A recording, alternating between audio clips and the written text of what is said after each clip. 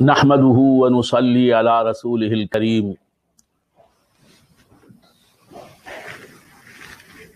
اما بعد فقد قال الله تبارك وتعالى في كتابه المبين وهو اصدق الصادقين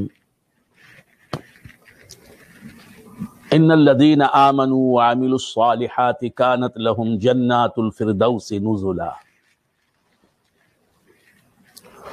صدق الله مولانا العظيم وصدق رسوله النبي الكريم وبلغنا ونحن من الشاهدين والشاكرين والحمد لله رب العالمين۔ معزز و محترم ناظرین،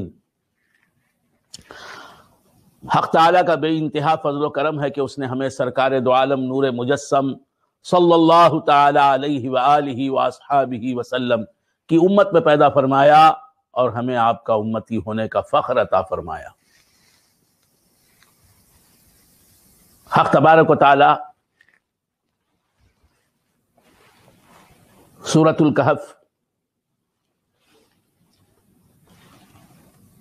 کی 107ویں آیت کریمہ میں ارشاد فرماتا ہے، بے شک جو ایمان لائے اور اچھے کام کیے، فردوس کے باغ ان کی مہمانی ہے۔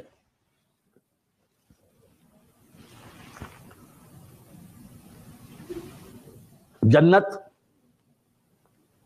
کے کئی طبقات ہیں، کئی طبقے ہیں، کئی درجے ہیں، یا یوں کہیے کہ کئی جنتیں ہیں، اور ان تمام جنتوں میں یا جنت کے ان تمام طبقوں میں سب سے اعلیٰ طبقہ فردوس کہلاتا ہے، جنت الفردوس یا جنات الفردوس۔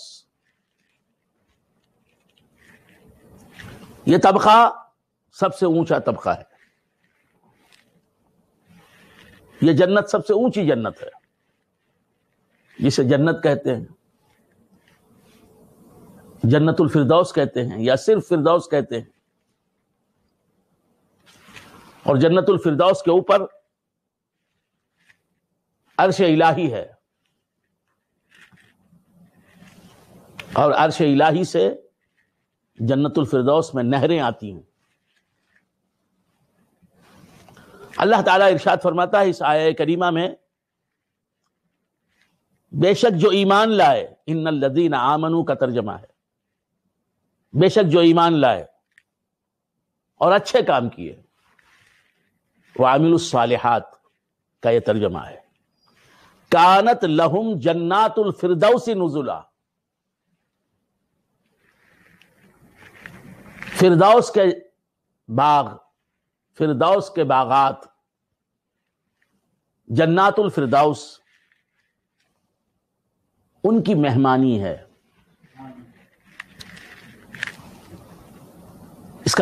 اس کا یہ مطلب ہے کہ جنت الفردوس میں، جنات الفردوس میں، فردوس میں جو جنتی رہیں گے، اللہ تبارک و تعالی وہاں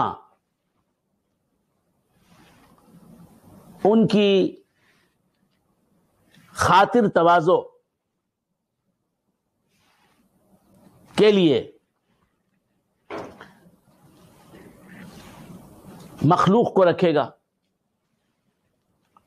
غلمان ہوں گے جو ان کی خدمت کریں گے۔ جس طرح ایک مہمان کو عزت دی جاتی ہے، معزز و محترم مہمان کی عزت ہوتی ہے، تکریم ہوتی ہے، تعظیم ہوتی ہے، اور اس کی خدمت کی جاتی ہے، اس کے ساتھ برتاؤ ہوتا ہے، سلوک کیا جاتا ہے نہایت عزت کے ساتھ، احترام کے ساتھ، اس کی ضرورت کی چیزیں اسے پیش کی جاتی ہیں۔ اس طرح جنت الفردوس کے جو مکین ہوں گے، اللہ تعالی ہم سب کو جنت الفردوس کا رہنے والا بنائے، جنت الفردوس میں مقیم بنائے۔ تو جنت الفردوس کے جو لوگ رہنے والے ہوں گے ان کو جو ریسپیکٹ ملے گا، جو عزت ملے گی، جو مہمان نوازی ان کی ہوگی، وہ نہایت اعلیٰ طریقے کی ہوگی۔ لیکن اس کا یہ مطلب نہیں کہ وہ مہمان ہوں گے جنت الفردوس میں، نہیں، وہ جنت الفردوس کے مالک ہوں گے۔ جو بھی جنت میں داخل ہوگا، جو بھی جنتی کہلائے گا، وہ جنت میں اپنے حصے کا مالک ہوگا۔ اس کا جو مقام ہوگا جنت میں، اس کا جو رقبہ ہوگا جنت میں، ایریا ہوگا، اس ایریا کا اور وہاں کی نعمتوں کا وہ مالک ہوگا، وارث ہوگا، مہمان نہیں ہوگا، وارث ہوگا، مالک ہوگا۔ ہر جنتی اپنے حصے کی جنت کا اور ابد الآباد تک مالک رہے گا، ہمیشہ ہمیشہ اس کا مالک رہے گا۔ خیر بندگان خدا، عرض کر رہا تھا کہ اللہ تبارک و تعالیٰ اس آیہ کریمہ میں ارشاد فرماتا ہے کہ بے شک جو ایمان لائے اور اعمال صالحہ کیے، اچھے کام کیے، جنت الفردوس یا جنات الفردوس، فردوس کے باغات، ان کی مہمانی ہے۔ تو ایمان والوں کے لیے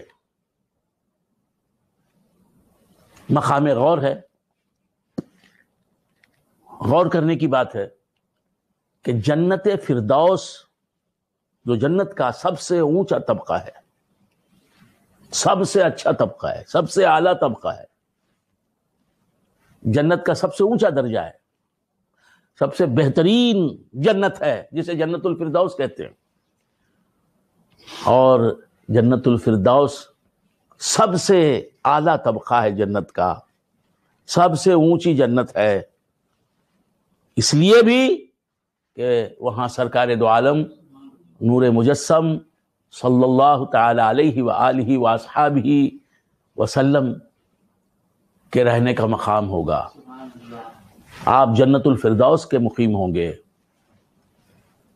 تو سرکار سے قریب ہوں گے وہ لوگ جو جنت الفردوس کے مقیم ہوں گے، جنت الفردوس کے رہنے والے ہوں گے۔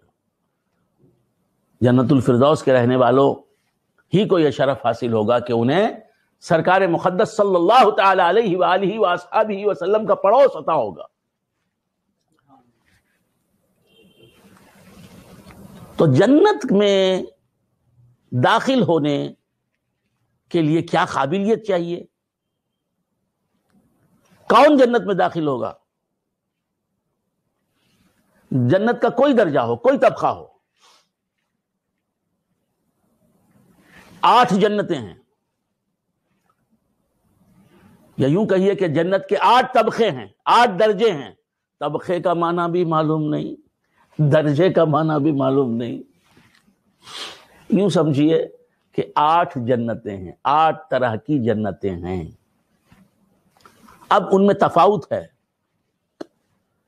کوئی جنت سب سے ابتدا کی جنت ہے، اس سے اعلیٰ جنت، اس سے اعلیٰ جنت، اس سے اعلیٰ جنت، اعلیٰ کا معنی سمجھ رہے ہیں آپ، اس سے اعلیٰ جنت، اور جنت الفردوس جو ہے وہ سب سے اونچی جنت ہے، سب سے اعلیٰ جنت ہے۔ وہاں کی نعمتیں نچلی جتنی جنتیں ہیں، نمبر 1 سے لے کے نمبر 7 تک، ان جنتوں کی نعمتیں جنت الفردوس میں پائی جانے والی نعمتوں کی برابری نہیں کر سکتی۔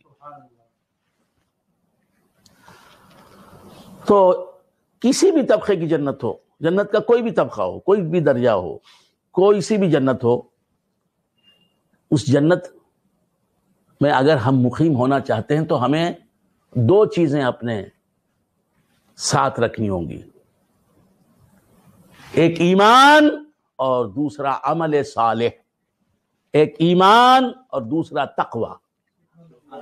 اعمال صالحہ ہی کو تقوی بھی کہا جاتا ہے۔ ایمان اور تقوی کے بغیر جنت حاصل نہیں ہوتی. یہاں صرف ایمان ہی کا ذکر نہیں کیا,